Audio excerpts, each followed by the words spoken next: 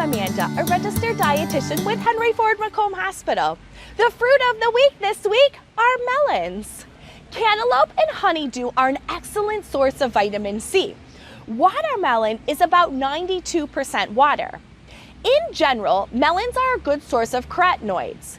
These are pigments that function like antioxidants by protecting the body from free radicals and may help protect against some disease.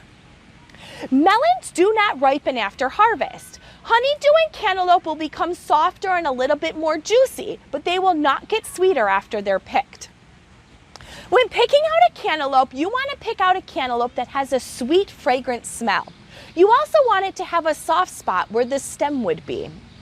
When choosing a watermelon and a honeydew, you want to pick them up and feel them. Make sure they're heavy for their size and sound hollow when you tap on them.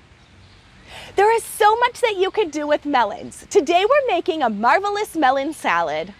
To make the marvelous melon salad, you will need about a half a fresh cantaloupe cut up into cubes, a half a honeydew cut up into cubes, about a half of a small watermelon cut up into cubes, some chili powder, and a little bit of lime juice.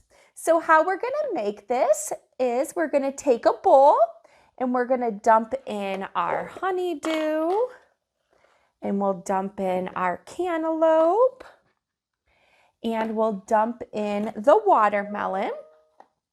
And then I'm going to give that a little bit of a mix, so all those beautiful colors in there. Then I'm going to add a little bit of lime juice. So I used fresh lime juice from a lime. And an easy way to do this is to roll your lime on the counter before you go to juice it, because then you'll get more juice out of them.